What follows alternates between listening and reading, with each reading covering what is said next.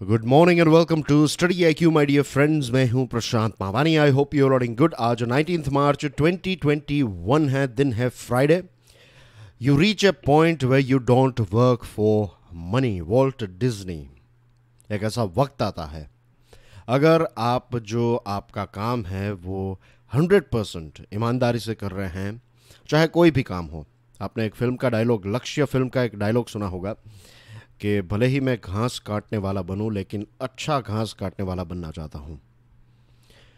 तो this is how it works, right? If you in कोई भी प्रोफेशन में अगर आप हैं and if you give your 100%, तो एक ऐसा वक्त आएगा कि जब आप उस पर्टिकुलर प्रोफेशन के दुनिया के टॉप 20% में पहुंच जाएंगे। आई एम टॉकिंग अबाउट दुनिया के टॉप 20%।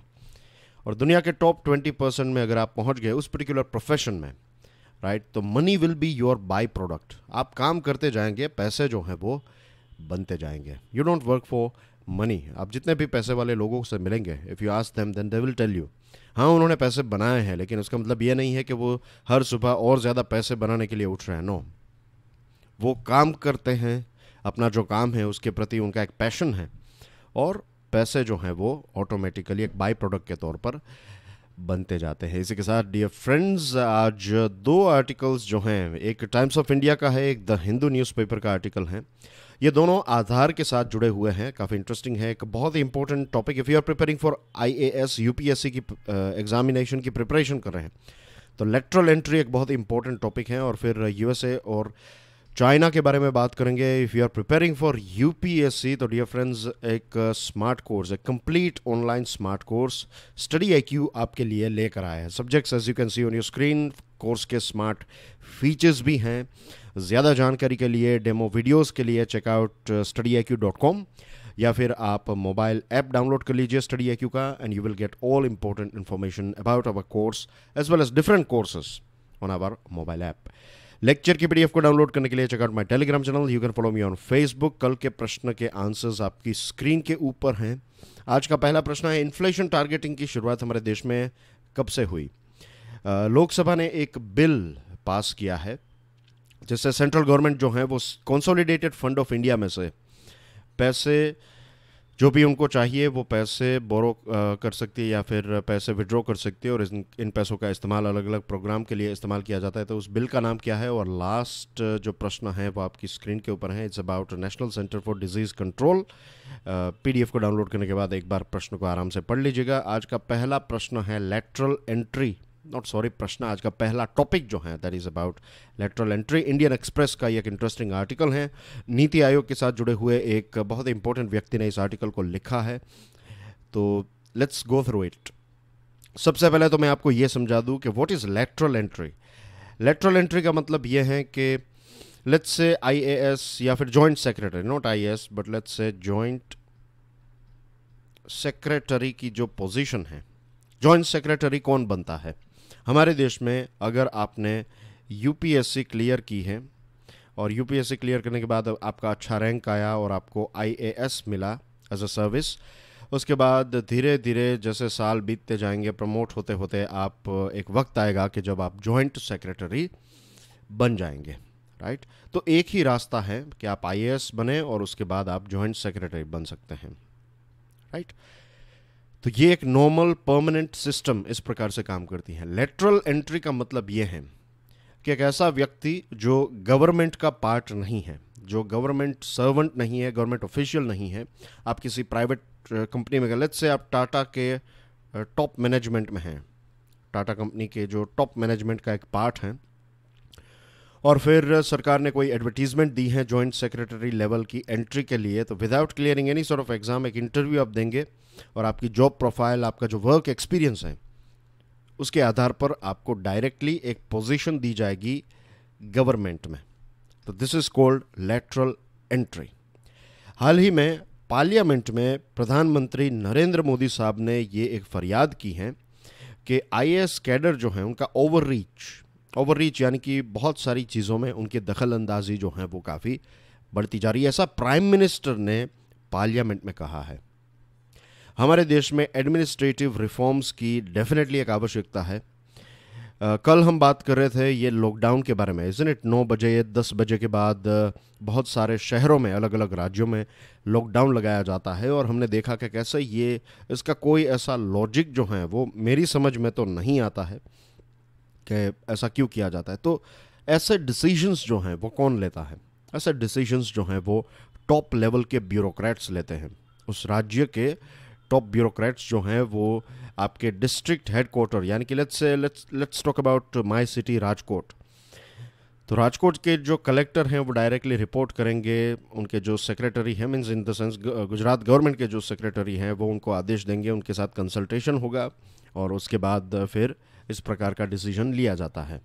तो क्या ये ग्रास रूट लेवल के साथ जुड़ा हुआ डिसीजन है? The answer is no. Bureaucratic chain में ऐसा लगेगा कि उन्होंने डिस्ट्रिक्ट लेवल पर जो ऑफिसर बैठा है उनके साथ डिस्कशन की, बट जो आपके गांव का व्यक्ति है या फिर उस पर्टिकुलर शहर में जिसका रेस्टोरेंट है, जिसका कोई ऐसा बिजनेस है जो रात के टाइम पर ही चलता है, शाम के टाइम पर खाने पीने की चीज़ें हैं, थिएटर्स हैं, बहुत सारी ऐसी चीज़ें, राइट? तो उन बिजनेसेस का क्या? वो बिजनेसेस जो हैं वो तो बर्बाद हो जाएंगे, लाखों करोड़ों रुपए का नुकसान हो जाएगा, पूरी इंडस्ट्री जो है उसको सहना पड़ेगा because of this sort of decisions.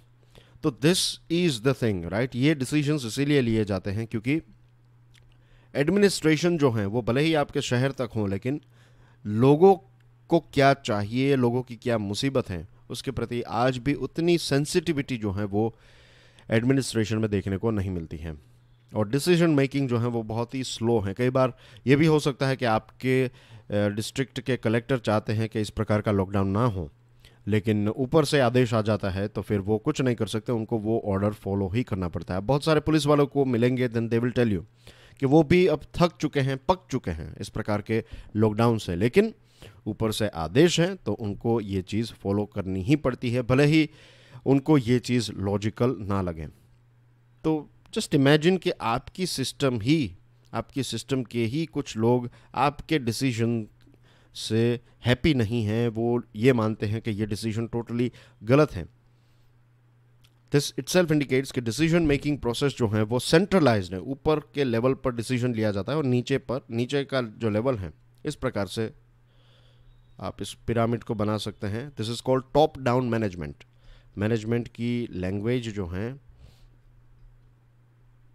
उसमें इसको टॉप डाउन कहते हैं, यानी कि ये जो टॉप पर बैठने वाले बड़े बड़े ऑफिसर्स जो हैं ये डिसीजन लेते हैं, और ये फिर डिसीजन जो है वो नीचे के लेवल पर थोपा जाता है। वो कहा जाता है कि इसको फॉलो करना है, that's it, right? You can not ask questions कि सर ये क्यों किया, मैडम ये क्यों किया, नथिंग। ये डिसीजन लिया है, पत्र मिल गया आपको, इम्प्लीमेंट करें। One of the key focus areas of such reform is enabling lateral entry. ये माना जाता है कि लैटरल एंट्री यानी कि जब आप कुछ एक्सपर्ट्स को गवर्नमेंट का पार्ट बनाएंगे, गवर्नमेंट डिसीजन मेकिंग या फिर इम्पोर्टेंट जगहों पर कुछ एक्सपर्ट लोगों को बाहर से लेकर आएंगे, तो they will work like a change agent. ये कुछ मैनेजमेंट के टॉपिक्स हैं, मैनेजमेंट जो सब्जेक्ट हैं, जो मेरा बैकग्राउंड रहा है, मास्टर्स मैंने मैनेजमेंट से ही किया है, तो थियरी और प्रैक्टिकल एक्सपीरियंस भी है मैनेजमेंट का मेरे पास पिछले कई सालों का। I think it's been nearly 6-7 years, but anyway, change or more than that, in fact, change management यानी कि एक ऐसा व्यक्ति जो बदलाव लेकर आएगा। I'll give you one example. कई बार क्या होता है कि एक कंपनी जो है वो एक स्टार्टअप होती है, और स्टार्टअप के फेज में I am going to take my time explaining this particular article, ये बहुत ही इंपॉर्टेंट है। इसके ऊपर से डायरेक्टली आपको मेंस एग्जामिनेशन में प्रश्न पूछा जा सकता है, इंटरव्यू में प्रश्न पूछा जा सकता है। आई डोंट थिंक सो कि इसके ऊपर से आपको प्रीलिम्स एग्जामिनेशन में प्रश्न पूछा जाएगा, लेकिन डेफिनेटली मेंस के लिए एक बहुत इंपॉर्टेंट टॉपिक है। Civil services reforms is part of your syllabus. चाहे स्टेट लेवल की भी एग्जामिनेशन की प्रिपरेशन करें, then as well they can ask you this question, okay? तो मैं बात कर रहा था एक एग्जाम्पल के बारे में। एक कंपनी है जो फिलहाल एक स्टार्टअप लेवल पर, लेट्स से स्टार्टअप लेवल पर इसकी शुरुआत हुई, लाइक एवरी अदर कंपनी। धीरे धीरे ये कंपनी जो है वो बढ़ने लगी ऊपर ऊपर। ये ग्राफ उनका अगर हम देखें तो ये कंपनी बहुत बड़ी ऊंचाइयों तक पहुंची। अब ये कंपनी जो है बहुत ही प्रॉफिटेबल और बड़ी कंपनी हो चुकी है। एक वक्त आता है जब ये जनरली स्पीकिंग एक वक्त आता है जब आपका ग्राफ जो है आप वहाँ पर ही रहते हैं। आप हर साल लेट्स से 10 करोड़ रुपए का प्रॉफिट कर रहे हैं तो you are making that profit. Of course अब आप चाहेंगे कि आप नई ब्रांचेस खोलें, आपकी कंपनी 20 करोड़ 50 करोड़ 100 करोड़ का प्रॉफिट करें, लेकिन फिर हो जाएगा ये कि कुछ आपके ऐसे लोग जो स्टार्टअप के टाइम से आपके साथ जुड़े हुए हैं वो इतने सिस्टम से यूज टू हो जाते हैं, एक काम करने के तरीके से इतना यूज टू हो जाते हैं कि नया बदलाव जब भी इम्प्लीमेंट करने की बात आती है तो वो रेजिस्ट करते हैं। वो कहते हैं कि देखिए यहाँ तक हम इसलिए पहुँचे हैं क्योंकि आज तक हमने जो किया है वो सही है। Of course you are right, लेकिन अब आपको एक नेक्स्ट लेवल पर जाना है, उसके लिए आज कुछ बदलाव की आवश्यकता है। तो जब पुराने लोग ये बदलाव नहीं करते हैं, पुराने मैनेजर्स भी रेजिस्ट करने लगते हैं, तो कई बार टॉप मैनेजमेंट को कोई ऐसा बाहर से नया मैनेजर लेकर आना पड़ता है जो एक ज़बरदस्त बदलाव लेकर आए। उस पर्टिकुलर व्यक्ति को अथॉरिटी दी जाएगी, उसके ऊपर रिस्पॉन्सिबिलिटी होगी, और फिर वो नया व्यक्ति जब आएगा, एज ए नया बॉस जब आएगा, तो नया बॉस जो है वो नए ऑर्डर्स देगा, नए काम करे और डिसरप्शन पैदा करेगा। आपका पोटेंशियल जो ऐसा नहीं है कि वो आपको आपके ऊपर चिल्लाने के लिए लेकर आए हैं उनको, नो, वो इसलिए लेकर आए हैं कि एक जगह पर जहाँ पर आप रुक गए हैं, जब स्टक हो गए हैं, तो उस चीज़ से बाहर निकालने के लिए जो भी चीज़ें रिक्वायर्ड हैं वो चीज़ें वो मैनेजर या फिर नया जो चेंज एजेंट है वो लेकर आएगा। लेकिन ये चेंज एजेंट तभी सक्सेसफुल हो पाएगा if you have given him और हर, अगर आपने उस पर्टिकुलर व्यक्ति को अथॉरिटी दी है रिस्पॉन्सिबिलिटी के साथ। सिर्फ अगर आप रिस्पॉन्सिबिलिटी दे और अथॉरिटी ना हो तो फिर आप काम नहीं कर सकते। तो लेटरल एंट्री के लिए authority is very important.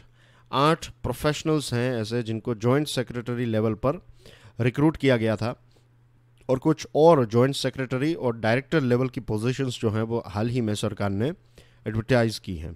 But this is unlikely to shake up the system which is entire logic of lateral entry. ये जो नई एडवर्टीजमेंट हैं या फिर पुराने लोग जब सिस्टम के पार्ट बने, तो इसका मतलब ये नहीं है कि इसकी वजह से पूरी सिस्टम जो है वो बदल गई।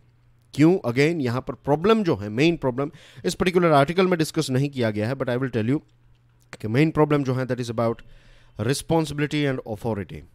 आप एंट्री तो देते हैं, नए व्यक्ति को तो लेकर आते हैं, लेकिन उस पर्टिकुलर व्यक्ति के पास उतनी अथॉरिटी नहीं होती है, और एक अकेला व्यक्ति इतने सारे ब्यूरोक्रेट्स में बदलाव ले आना जो है that's not easy. In fact prime minister भी अगर चाहें, prime minister is one of the most powerful person in our country, अगर वो भी चाहें तो रातों रात वो भी इतना बड़ा बदलाव नहीं लेकर आएंगे, बिकॉज ये सारे जो लोग हैं ये एक लंबे टाइम से इस सिस्टम के पार्ट हैं, उनके पास एक एक्सपीरियंस है, they know how the system works. उन्होंने पूरी सिस्टम को समझ लिया है, वो पी गए हैं सिस्टम को, you can say it is in their blood now. Permanent system में क्या होता है, जो IAS ऑफिसर्स जो होते हैं वो 17 ईयर्स की सर्विस के बाद वो जॉइंट सेक्रेटरी लेवल तक पहुंचते हैं, और जॉइंट सेक्रेटरी लेवल पर वो लगभग 10 सालों तक रहते हैं।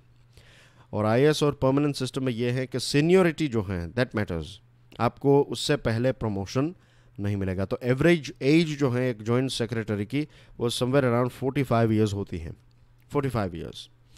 अब फिर आप ये जो प्राइवेट प्लेयर्स हैं, प्राइवेट कंपनीज़ में टॉप मैनेजमेंट में काम करने वाले लोगों को अगर आप कहेंगे कि आप आइए यहाँ पर at the age of 45, they will not come, क्योंकि इस एज में वो व्यक्ति जो हैं वो टॉप मैनेजमेंट का पार्ट बन गया होगा, तो वो फिर इतनी ल्यूक्रेटिव जॉब जिसमें उनकी सैलरीज करोड़ों में होती हैं, तो वो सारी चीज़ों को छोड़कर सिर्फ एक पावरफुल सॉर्ट ऑफ या फिर सो कॉल्ड पावरफुल पोजीशन पर आने के लिए वो अपनी जॉब और सारी चीज़ों को, लग्जरियस लाइफ को छोड़कर वो क्यों आए? तो यहाँ पर एक बदलाव की आवश्यकता है। अगर आप लेटरल एंट्री चाहते हैं और अगर आप एवरेज एज 45 रख रहे हैं तो बहुत सारे लोग कम आएंगे। What you need to do, या फिर वो सरकार को क्या करना चाहिए, सरकार को ये एज लिमिट जो है वो कम करनी चाहिए। राइट, क्योंकि 45 के आसपास जैसे मैंने बताया ये टॉप मैनेजमेंट के पार्ट बन जाएगी। अगर 35 के आसपास कुछ रखी जाए तो हो सकता है कि कुछ ऐसे लोग होंगे जो भले ही प्राइवेट कंपनीज जो हैं उसमें परफॉर्मेंस के आधार पर आपका प्रमोशन होता है, लेकिन बहुत सारे लोग जो हैं वो अट्रैक्ट होंगे, वो सोचेंगे एक बार लेटरल एंट्री के बारे में और वो एप्लीकेशन फाइल कर सकते हैं। IAS officers become secretaries to the government after 30 to 33 years of work experience। 55 या फिर उससे ज़्यादा की एज पर एक आईएएस व्यक्ति जो है वो टॉप मैनेजमेंट सेक्रेटरी लेवल तक पहुंचता है। 30-33 साल का अगर वर्क एक्सपीरियंस है तो उस टाइम पर एक प्राइवेट प्लेयर का व्यक्ति जो है वो top very top management, board of director और इन ऐसी पोजीशंस पर होता है। तो इसके लिए भी आपको एज लिमिट जो है वो कम करनी पड़ेगी। फिर अगर हम कुछ हमारे सक्सेसफुल लेटरल एंट्रीज़ को देखें, जिसमें ख़ास करके इकोनॉमिस्ट्स की बात करें, तो मोंटेक सिंह अहलूवालिया, बिमल जलान या फिर बिमल जालन, विजय केलकर, ये सारे लोग जो हैं इन्होंने मिड 30s में गवर्नमेंट में एंट्री ली। एडवाइज़र के तौर पर ये आए और धीरे धीरे वो काम सीखने लगे, सिस्टम को समझने लगे और उसके बाद धीरे धीरे वो अब एक बड़ी बड़ी पोजीशंस पर पहुंचने लगे। एज यू नो के Bimal Jalan was governor of RBI. Montek Singh Ahluwalia जो हैं ये प्लानिंग कमीशन के टॉप प्लेयर थे। आई एम श्योर आपको इसके बारे में पता होगा। तो ये इस प्रकार के लोगों ने सिस्टम को समझा और उसके बाद वो सक्सेसफुल हुए। एक दूसरा जो प्रॉब्लम है वो ये है कि आपने किसी लेटरल एंट्री या फिर किसी प्राइवेट प्लेयर को अट्रैक्ट भी कर लिया, लेकिन आपने उसको अगर कोई ऐसा पोर्टफोलियो दिया है जो इतना कोई ख़ास नहीं है, इतना इम्पोर्टेंट नहीं है, तो फिर लोग अपना परफॉर्मेंस जो है वो डिलीवर नहीं कर पाएंगे। और जो ये 8 मैंने स्टार्टिंग में बताया कि 8 लोगों को सिलेक्ट किया गया था, उसमें से एक व्यक्ति ने रेजिग्नेशन भी दे दिया बिकॉज उनको मज़ा नहीं आ रहा था, उनका पोर्टफोलियो जो था वो इतना कोई अट्रैक्टिव उनके लिए नहीं था। There must also be clarity in what precisely is the mandate for the lateral entrance। Exactly आपकी responsibility क्या होगी, right? और decision making process में आपका level क्या होगा। अगर आपको दूसरे लोगों के साथ सहमति ही बनानी है तो that's not going to help। Your decision should be like a stamp। आपने कह दिया कि yes ये होना ही चाहिए, तो फिर पूरी सिस्टम को या फिर उस पर्टिकुलर चीज़ को लेकर डिसीजन जो है वो आपका फाइनल होना चाहिए। इस प्रकार की अथॉरिटी अगर दी जाए तो एक प्राइवेट प्लेयर से जो एक्सपेक्टेशन है वो एक्सपेक्टेशन हम अचीव कर सकते हैं। आपने शायद नाम सुना होगा परमेश्वरन अय्यर साहब का। अगर आप डेली फाइनेंशियल न्यूज़ एनालिसिस देखते थे तो कई बार वाटर सैनिटेशन इस प्रकार के टॉपिक्स को हमने स्पेशल टॉपिक्स को डिस्कस किया और ये आर्टिकल्स लिखे गए थे बाय परमेश्वरन अय्यर साहब। वो ये जो मिनिस्ट्री है वाटर सैनिटेशन की मिनिस्ट्री, तो इस मिनिस्ट्री के हेड हैं इन द सेंस के वो मेन सेक्रेटरी हैं और वो पहले आईएएस ऑफिसर थे, फिर उन्होंने रेजिग्नेशन दे दिया, फिर वो यूएसए चले गए थे कुछ सालों के लिए और फिर सरकार ने जब से ये मोदी सरकार वापस आई और जब से स्वच्छ भारत अभियान की शुरुआत हुई तब फिर से उनको वापस बुलाया गया एज ए लेटरल एंट्री। तो उनके पास पहले अनुभव था, इसलिए वो एक सक्सेसफुल लेटरल एंट्री वाले व्यक्ति बन सके। तो एक training, authority, responsibility and accountability, right, responsibility and authority, training, responsibility and authority, फिर एज, फिर पे एंड पर्क्स, बेनिफिट्स और ये सारी चीज़ें, दिस सॉर्ट ऑफ थिंग्स, ये मेन पॉइंट्स है। बाकी मैंने पॉइंट्स आपको एक्सप्लेन कर दिया, राइट। तो ये कुछ ऐसे मेन पॉइंट्स हैं जिनको अगर इम्प्रूव किया जाए, इनके ऊपर काम किया जाए तो लेटरल एंट्री जो है ये सक्सेसफुल हो सकती है, वरना फिर सिस्टम का भी रेजिस्टेंस देखने को मिलेगा। दूसरे जो ऑफिसर्स हैं वो आपके साथ आपके डिसीजन के ऊपर कोऑपरेट नहीं करेंगे। तो ये एक बहुत इंपॉर्टेंट टॉपिक, यहाँ पर हम इसको विराम देते हैं। मूविंग ऑन टू आधार्स लिमिट।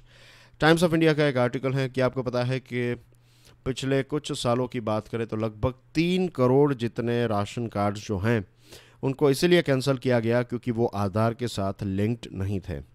राशन कार्ड जो हैं ये हमारी जो पब्लिक डिस्ट्रीब्यूशन सिस्टम है, ये वेलफेयर सिस्टम का एक बहुत ही इम्पोर्टेंट रोल प्ले करते हैं हमारे देश में। नेशनल फूड सिक्योरिटी एक्ट के तहत 814 मिलियन लोग जो हैं इनको खाने पीने की चीज़ें और इनका बेनिफिट्स मिलता है वाया पीडीएस। कंप्यूटराइजेशन और बायोमेट्रिक ऑथेंटिकेशन को के ऊपर काफ़ी जोर दिया गया है, और अगर आप देखें तो आज 91% जितने राशन कार्ड्स जो हैं वो आधार कार्ड के साथ जुड़े हुए हैं। 70% जितने ये ट्रांजैक्शंस जो होते हैं पीडीएस के वो बायोमेट्रिक ऑथेंटिकेशन से होते हैं, लेकिन बाकी के ट्रांजैक्शंस जो हैं वो दूसरी तरीके से होते हैं। नाउ द थिंग इज़ कि लीगली अगर हम बात करें तो लीगली ऐसा मैंडेटरी बिल्कुल नहीं है, ऐसा ज़रूरी बिल्कुल नहीं है कि बायोमेट्रिक ऑथेंटिकेशन अगर नहीं हो पाएगा तो आपको ये खाने पीने की चीज़ें, फूड ग्रेन्स एक्सेट्रा आपको नहीं मिलेगा। सरकार ने बार बार ये कहा है, सेंट्रल गवर्नमेंट ने कहा है कि अगर किसी का आधार वेरिफिकेशन नहीं भी हुआ है तो भी उनको जो खाने पीने की चीज़ें आपको देनी है वो आप दे दीजिए। तो अब रिस्पॉन्सिबिलिटी बन जाती हैं राज्य सरकारों की। राज्य सरकारें जो हैं वो यहाँ पर इतना कोई अच्छा परफॉर्मेंस नहीं कर रही है, और इसकी वजह से ही पिछले 7 सालों की बात करें 2013 से लेकर 2020 तक तो 44 मिलियन यानी कि 4 करोड़ 40 लाख जितने राशन कार्ड्स जो हैं वो कैंसिल हो गए। रिसर्च की गई थी झारखंड के झारखंड में एक इकोनॉमिस्ट कार्तिक मुरलीधरन हैं, उन्होंने ये पाया कि आधार के साथ सीडेड ना होने की वजह से कुछ जेन्युइन बेनिफिशरीज जो हैं उनका भी राशन कार्ड कैंसिल किया गया। आसाम में 4 मिलियन यानी कि 40 लाख लोग ऐसे हैं जिनका जो अभी फाइनल एनआरसी लिस्ट के लिए कंटेस्ट कर रहे हैं, तो उनको भी आधार सिस्टम से निकाल दिया गया है।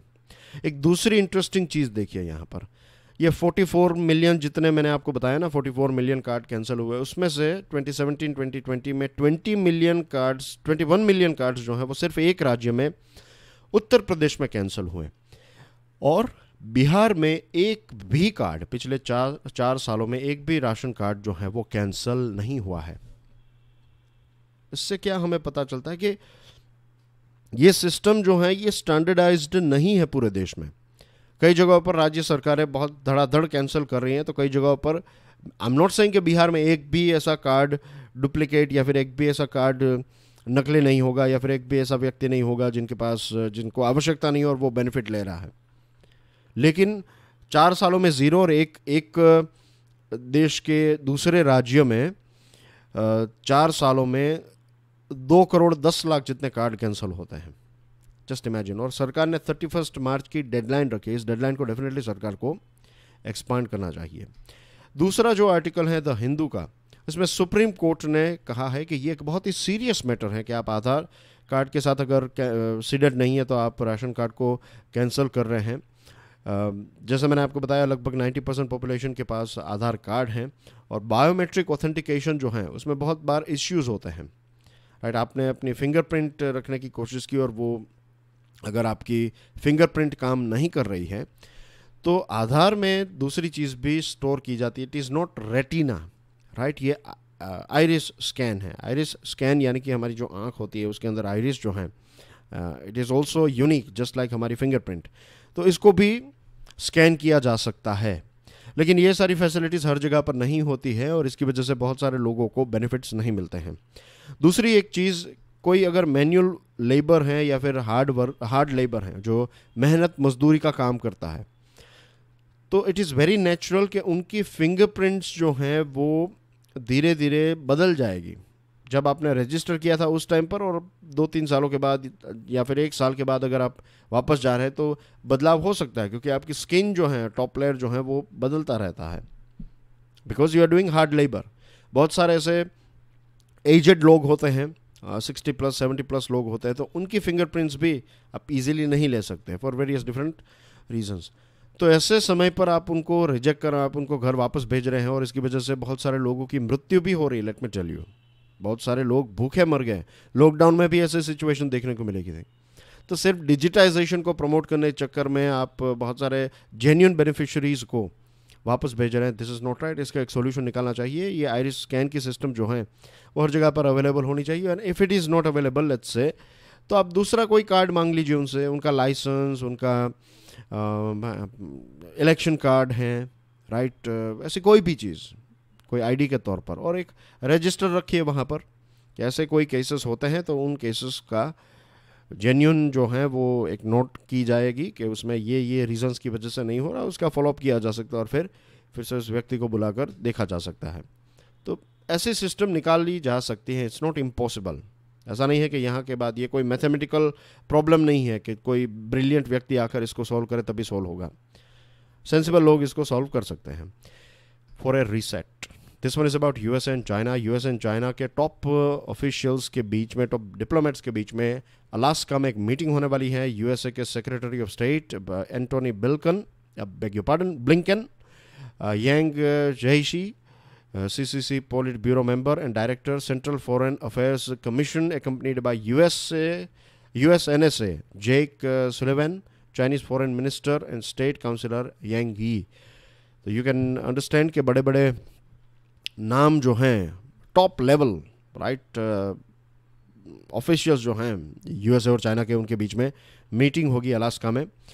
और ट्रेड टैरिफ, 5G, फिर टेक एस्पियोनाज, चाइना का जो मैरीटाइम बिहेवियर हैं, फिर यूएसए ने जो चाइना के ऊपर सैंक्शंस लगाए हैं, कोरोना वायरस, ये सारी चीज़ों के ऊपर डिस्कशन होगी। बाइडन एडमिनिस्ट्रेशन ने यह भी कहा है कि शिंगजियान में जो विगर मुस्लिम्स हैं, फिर हांगकांग में जिस प्रकार का चाइना का बिहेवियर है, ऑस्ट्रेलिया, जापान, इंडिया के साथ जिस प्रकार का एग्रेशन दिखा रहा है, ये सारी चीज़ों को ध्यान में रखेगा बाइडन एडमिनिस्ट्रेशन। ये मीटिंग जो है अलास्का की मीट से पहले मिस्टर ब्लिंकन जो है वो सियोल यानी कि साउथ कोरिया और जापान की विज़िट पर गए थे, और उस विज़िट में भी ये बताया था कि वो चाइना का इस एग्रेसिव बिहेवियर को, उसको एक फ़ाइट देंगे, उसको पुश बैक देंगे। क्वाड्रिलेटरल जो एक समिट हुई थी, उस समिट में भी फ्री इंडो पैसिफिक के बारे में यूएसए ने बात बताई थी। चाइना चाहता है कि अमेरिका ने जो सैंक्शंस लगाए हैं उनको हटाया जाए, मैन्युफैक्चरिंग कंपनीज जो छोड़ रही है चाइना को, और चाइना के ऑफिशियल्स को के ऊपर जो वीज़ा बैन है, उन सारी चीज़ों को हटाया जाए, और ह्यूस्टन में जो काउंसिलेट ऑफिस है उसको फिर से खोलने की परमिशन मिले चाइना को।